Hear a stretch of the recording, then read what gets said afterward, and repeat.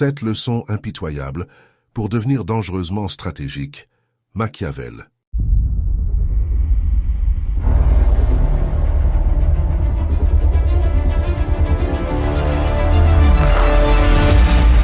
Tu fais les choses correctement, tu respectes les règles, et pourtant tu perds souvent. Tu vois l'injustice gagner, la trahison récompensée et l'incompétence grimper. À force, ça énerve, ça fatigue, ça fait douter. Tu te demandes ce qui cloche chez toi. Le problème n'est pas ton intelligence, mais ta lecture du monde. Tu joues à l'équité dans un jeu gouverné par la stratégie. La vérité est simple et brutale. Ceux qui avancent comprennent les règles invisibles. La pensée de Machiavel montre que le pouvoir naît du silence, de l'adaptation et du détachement. Cette approche fonctionne parce qu'elle réduit l'émotion et augmente le contrôle. Moins expliquer, mieux observer, agir au bon moment. C'est une intelligence froide mais libératrice.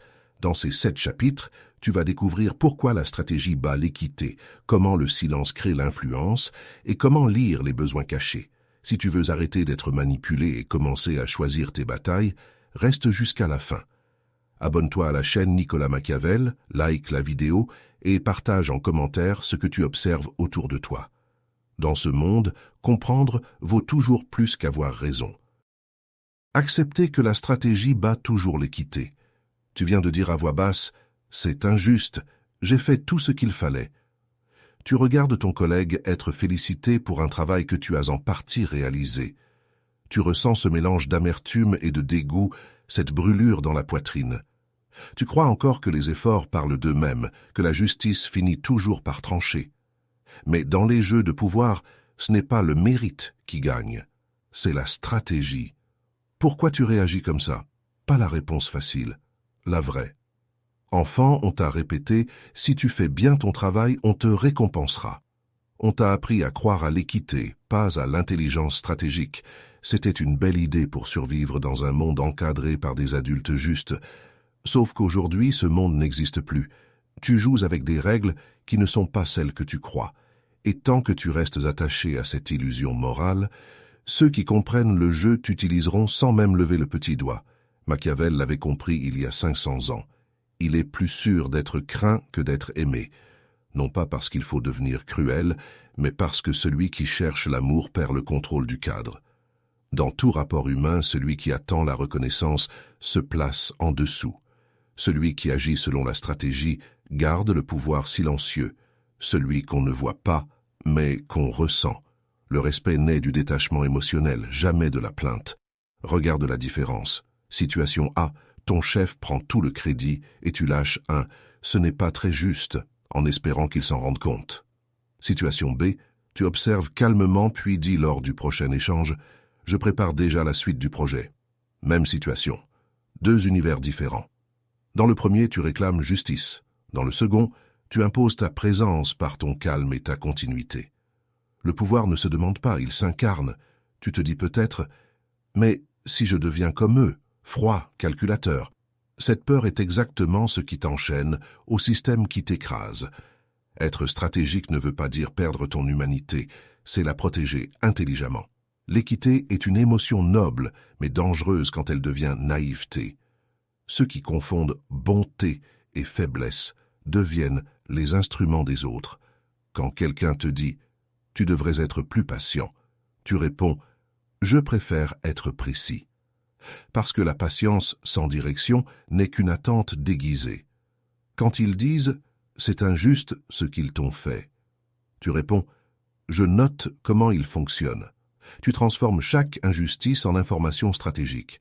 Quand ils ajoutent « tu devrais dire quelque chose », tu réponds « je parle quand ça change quelque chose ». Ce détachement émotionnel crée une aura de maîtrise. C'est ça le vrai leadership. Retiens bien ceci.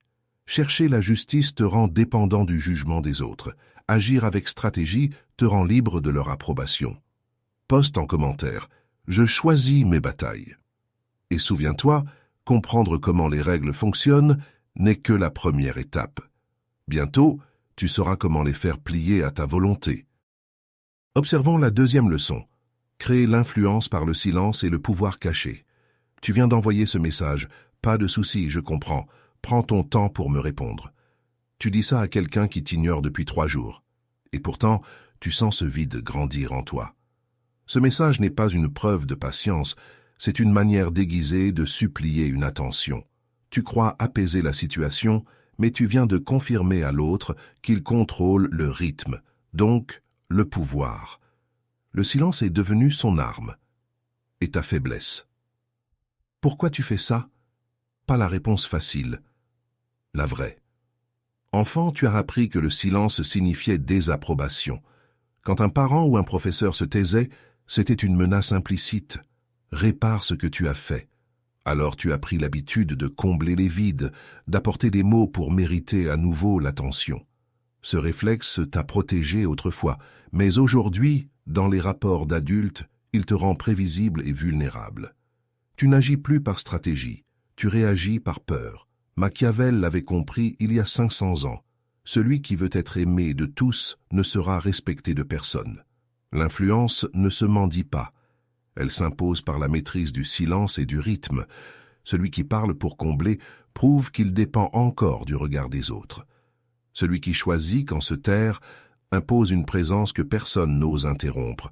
Le pouvoir silencieux naît du détachement émotionnel, cette capacité à supporter l'attente sans paniquer. Regarde la différence. Message A. Je voulais juste savoir si tu avais eu mon mail. Message B. Je relancerai si nécessaire. Dans le premier, tu demandes la permission d'exister. Dans le second, tu annonces ton intention avec calme et précision. Même situation, 2 univers différents.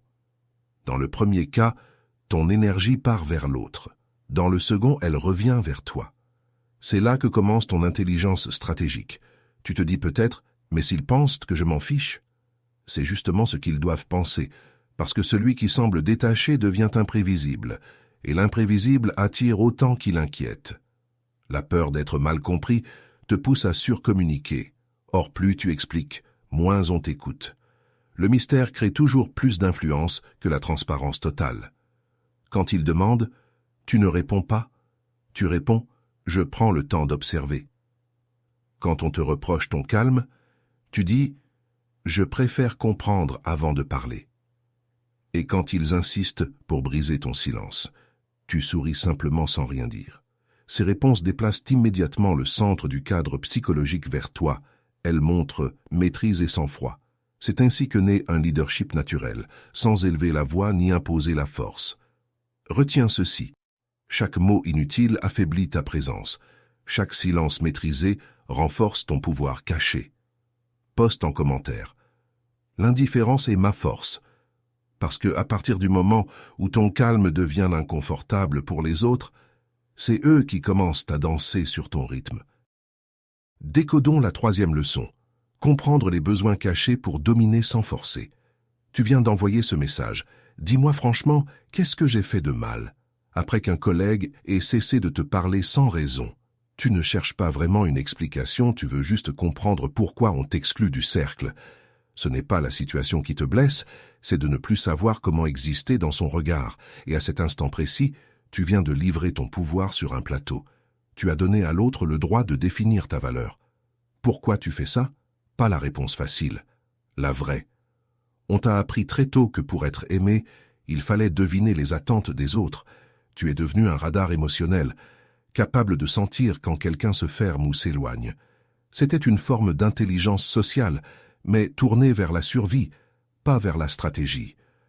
Aujourd'hui, ce réflexe t'emprisonne. Au lieu d'analyser froidement les motivations cachées des autres, tu cherches encore à mériter leur approbation. Machiavel l'avait compris il y a 500 ans. Les hommes oublient plus vite la mort de leur père que la perte de leur patrimoine. Autrement dit, derrière chaque attitude humaine se cache un intérêt vital, matériel, social ou émotionnel. Comprendre cet intérêt, c'est comprendre la psychologie réelle du pouvoir. Celui qui prend tout personnellement devient aveugle. Celui qui observe les besoins sous-jacents devient dangereux d'intelligence stratégique. Regarde la différence. Version naïve. Ton ami te dit « Je n'ai juste pas eu le temps » et tu réponds « Pas grave, je comprends ». Version lucide. Il dit « Je n'ai pas eu le temps » et tu penses « Il me montre où je me situe dans ses priorités ». Dans le premier cas, tu cherches une excuse à l'autre. Dans le second, tu lis l'information derrière les mots. Même scène, deux réalités opposées, celle qui subit et celle qui décode. Tu te dis peut-être « Mais c'est malsain d'analyser les gens comme ça ». C'est exactement cette peur qui t'empêche de voir clair. Comprendre ne veut pas dire manipuler, c'est refuser d'être manipulé par ignorance. Ceux qui crient « Je déteste les jeux de pouvoir » sont souvent ceux qui s'y font écraser sans le savoir. L'intelligence stratégique commence quand tu cesses de juger les comportements et que tu commences à en lire les causes. Quand ils se plaignent sans raison, tu réponds « Qu'est-ce que tu veux vraiment obtenir là ?» Parce que tout discours cache un objectif implicite. Quand quelqu'un te flatte excessivement, tu demandes « Pourquoi maintenant ?» Cela force la transparence et brise le charme émotionnel. Quand on t'accuse injustement, tu dis calmement « Ce que tu ressens t'appartient ». Cette phrase coupe net tout transfert psychologique. Le comportement clé ici, observer avant de réagir. Ton détachement émotionnel devient ton bouclier invisible. Retiens bien ceci, celui qui comprend les besoins des autres contrôle la direction des échanges sans jamais lever la voix. Poste en commentaire, je contrôle le cadre, parce que à partir du moment où tu vois ce que les autres cachent, même à eux-mêmes, le jeu change définitivement de camp. Décryptons la 4e leçon. Maîtriser le détachement émotionnel pour devenir intouchable. Tu viens de raccrocher après un appel tendu. On t'a dit « Franchement, tu pourrais faire un effort. Tu es trop froid ces derniers temps. » Tu t'es senti coupable. Alors tu as envoyé un message d'excuse juste pour apaiser la tension. Mais au fond, tu sais que tu n'as rien fait de mal. Tu voulais simplement garder ton calme. Et pourtant, ce simple geste t'a ramené dans la dépendance émotionnelle de l'autre. Tu ne contrôles plus ton image. Tu répares une perception que tu n'as pas créée. Ce comportement n'est pas apparu par hasard. Depuis longtemps, on t'a appris que montrer tes émotions était une preuve d'humanité, et que les contenir faisait de toi quelqu'un de dur, voire d'insensible. Enfant ou adolescent, tu as peut-être vu qu'on récompensait ceux qui s'excusaient vite, ceux qui se pliaient pour rétablir l'harmonie. C'était ta manière d'éviter le rejet ou le conflit. Sauf qu'aujourd'hui, cette stratégie te piège. À chaque fois que tu cherches à te justifier émotionnellement, tu perds du pouvoir. Machiavel l'avait compris il y a 500 ans. Ne jamais tenter de gagner par la force ce qui peut être gagné par la ruse. Le vrai pouvoir n'est pas dans la réaction impulsive, mais dans la maîtrise des impulsions. Celui qui se laisse emporter par sa colère ou sa culpabilité devient prévisible. Celui qui reste lucide garde l'avantage stratégique. L'intelligence stratégique consiste à utiliser ton calme comme une arme invisible. Moins tu réagis à leurs émotions, plus ils doivent composer avec les tiennes. Regarde la différence. Réaction classique. Je suis désolé si je t'ai blessé, ce n'était pas mon intention. Réaction machiavélienne. Je comprends ta perception. Dans le premier cas, tu assumes leur ressenti comme s'il t'appartenait. Dans le second, tu reconnais sans te soumettre. Même situation, deux niveaux de conscience opposés. L'un cherche à réparer le lien, l'autre garde le contrôle du cadre relationnel. Tu te dis peut-être, mais si je me détache trop, je vais passer pour quelqu'un de froid. C'est exactement ce que les autres veulent que tu crois, pour continuer à te manipuler par l'émotion. Le détachement émotionnel ne détruit pas les liens. Il élimine les chaînes invisibles du besoin d'approbation. Ce n'est pas être insensible, c'est choisir quand et comment ressentir sans se laisser diriger par ses sensations. Quand il te reproche ton calme, tu réponds « Je préfère comprendre avant de réagir ». Parce qu'un esprit calme voit plus loin qu'un esprit agité. Quand on cherche à te provoquer, tu dis « Tu sembles vouloir une réaction, tu ne l'auras pas ». Cela brise immédiatement leur levier psychologique. Quand on essaie de te culpabiliser, tu réponds calmement « Ce sentiment t'appartient ». Et quand ils insistent encore, tu restes silencieux en les regardant droit dans les yeux. Ce silence ferme la scène mieux qu'un discours entier. La posture clé ici, parlez moins, observez plus. Retiens ceci, celui qui contrôle ses émotions devient maître des situations où les autres perdent pied. Poste en commentaire. Personne ne me fait plus réagir, parce qu'à partir du moment où plus rien ne peut t'atteindre intérieurement, C'est toi qui définis désormais les règles du jeu. Dévoilons la 5e leçon. Choisir ses alliances comme un stratège du pouvoir. Tu viens de dire à ton collègue « On devrait s'associer sur ce projet, je te fais confiance ». Il a souri, mais quelque chose dans son regard t'a mis mal à l'aise. Une semaine plus tard, il présente ton idée comme la sienne devant le supérieur. Tu restes figé, partagé entre colère et honte. Tu viens de comprendre trop tard que donner ta confiance sans évaluer les intérêts en jeu, c'est offrir ton arme la plus précieuse sans contrepartie, ton influence. Ce comportement n'est pas né d'hier. Depuis l'enfance, on t'a appris que faire confiance était une preuve de bonté. On t'a félicité quand tu partageais, quand tu laissais passer les autres avant toi. Tu as grandi dans l'idée que les relations solides reposaient sur la loyauté spontanée. Mais dans les rapports de pouvoir, la loyauté ne se donne pas. Elle s'observe, se teste et se mérite. Ton erreur n'est pas d'avoir cru aux autres, mais d'avoir oublié d'évaluer leur stratégie avant d'y mêler la tienne. Machiavel l'avait compris il y a 500 ans. Le premier moyen d'évaluer l'intelligence d'un dirigeant est de regarder les hommes dont il s'entoure. En clair, le pouvoir ne se mesure pas seulement à ce que tu fais, mais à qui tu choisis de laisser approcher ton cercle. Celui qui s'allie par émotion devient vite dépendant. Celui qui sélectionne par observation conserve la maîtrise du cadre. L'intelligence stratégique consiste à comprendre qu'une alliance est une équation d'intérêt, pas une promesse morale. Regarde la différence.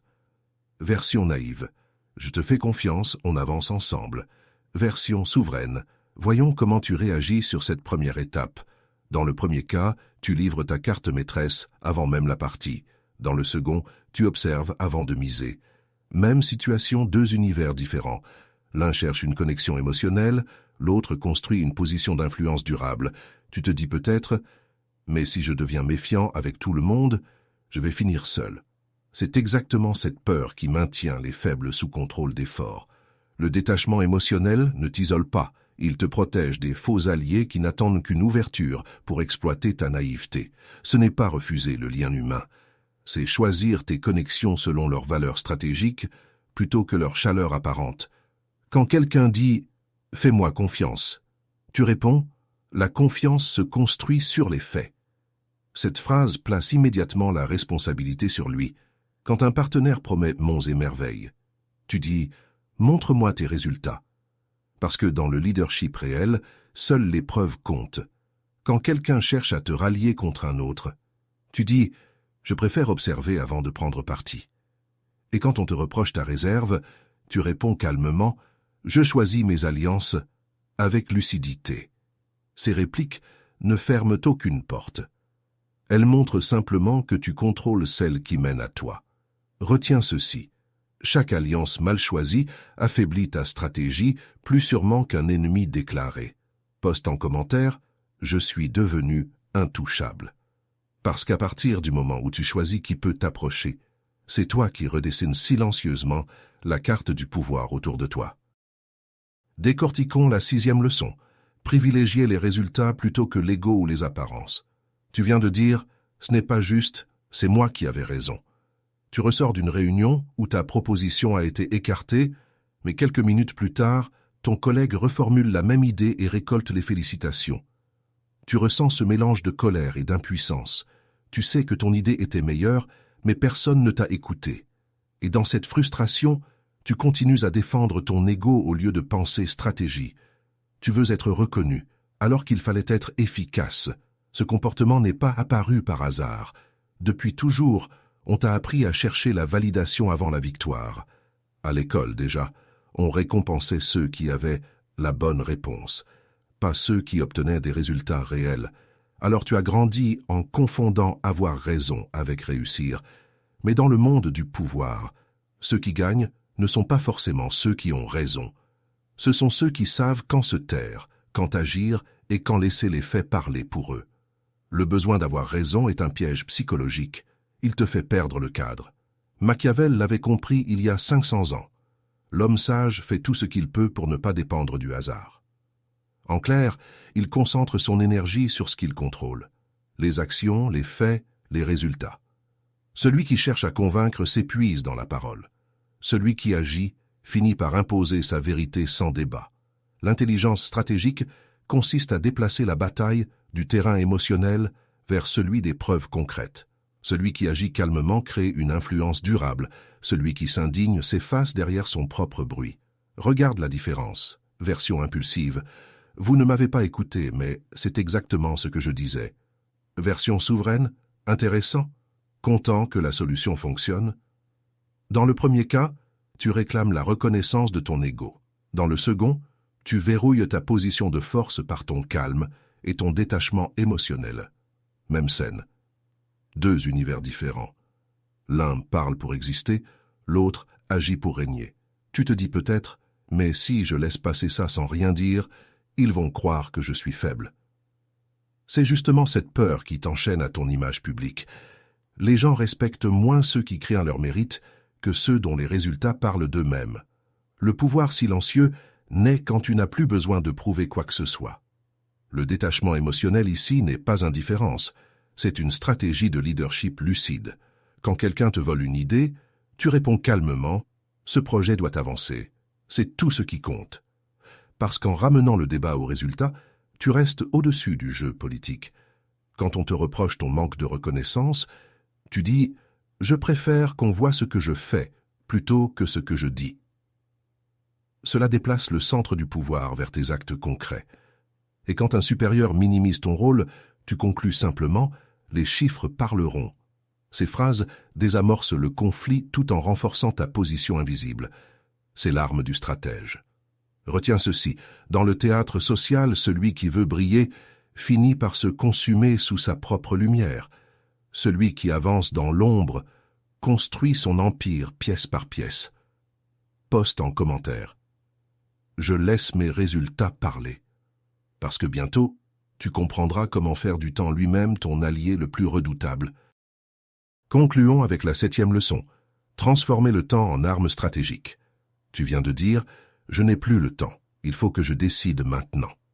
Tu ressens cette pression dans ton ventre, ce besoin d'agir vite pour ne pas perdre une opportunité. Tu as peur que tout échappe si tu attends trop. Alors tu te précipites, et c'est exactement là que les autres t'attendent. Ils savent que ton impatience est ta faille. Ils contrôlent le rythme, donc ils contrôlent ton pouvoir. Ce comportement n'est pas né d'hier. On t'a programmé à croire que tout se joue dans l'urgence. À l'école, on t'a appris à répondre vite. Au travail, on t'a fait croire que celui qui hésite est faible. Tu as confondu vitesse et intelligence stratégique. Pourtant, la véritable puissance réside dans le contrôle du tempo. Celui qui sait attendre observe les failles des autres pendant qu'ils s'agitent. Celui qui agit sans être pressé agit avec lucidité. Machiavel écrivait « La fortune est femme, et il faut, pour la tenir soumise, la battre et la rudoyer ».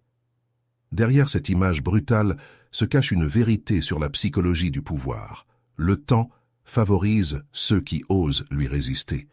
Celui qui réagit à chaque impulsion devient esclave du moment. Celui qui impose son propre rythme devient maître du jeu. Dans toute stratégie, la patience froide vaut mieux que 1000 gestes précipités. Regarde la différence. Version impulsive, je signe maintenant, sinon ce sera trop tard. Version souveraine, si c'est vraiment une bonne opportunité, elle tiendra jusqu'à demain. Dans le premier cas, tu obéis à la peur de manquer. Dans le second, tu testes leur sincérité et leur rapport au pouvoir. Même situation, deux réalités opposées, celle de l'esclave du temps et celle du stratège qui le façonne. Tu te dis peut-être, mais si j'attends trop longtemps, je vais rater ma chance. C'est justement cette peur que les autres utilisent pour te faire courir après leur délai. Le détachement émotionnel consiste à comprendre ceci. Ce qui t'appartient vraiment ne dépend jamais de la vitesse avec laquelle tu réagis, mais de la clarté avec laquelle tu décides. La précipitation est une faiblesse déguisée en courage. Quand quelqu'un te dit « faut se décider tout de suite », tu réponds « alors ce sera non pour aujourd'hui ». Parce qu'un vrai choix ne se fait jamais sous pression. Quand on insiste, c'est une offre limitée. Tu dis calmement, les meilleures opportunités reviennent toujours. Cela montre ton indépendance psychologique. Quand un supérieur exige une réponse immédiate, tu réponds posément. Je préfère donner une décision juste qu'une décision rapide. Et quand on tente encore de te bousculer, tu souris sans rien dire. Ce silence ferme le piège avant même qu'il ne se referme sur toi.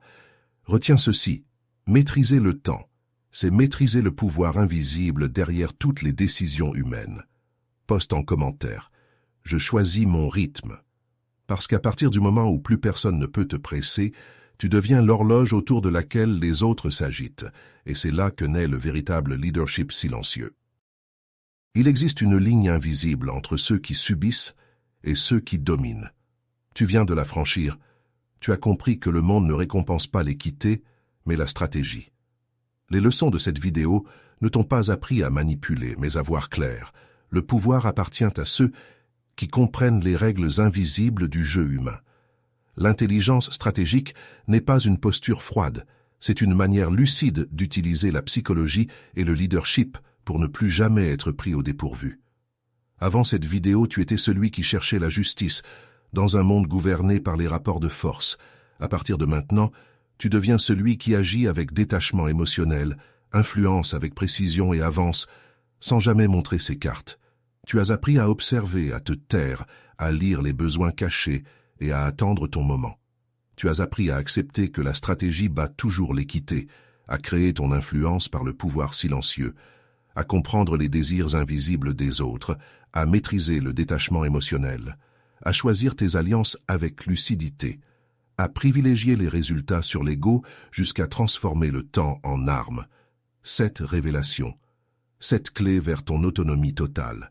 Ceux qui cherchaient à te tester vont sentir le changement. Pas dans tes mots, tu n'auras plus besoin de te justifier. Dans ton regard plus calme, dans ton silence plus lourd. Et cette présence nouvelle les forcera à se repositionner face à toi. Ils ne sauront plus s'ils doivent t'admirer ou te craindre. Machiavel l'avait écrit, « Celui qui contrôle ses émotions contrôle la scène entière ». C'est la différence entre l'acteur ballotté par les événements et l'architecte du pouvoir silencieux. Rejoins Nicolas Machiavel pour accéder aux prochaines révélations.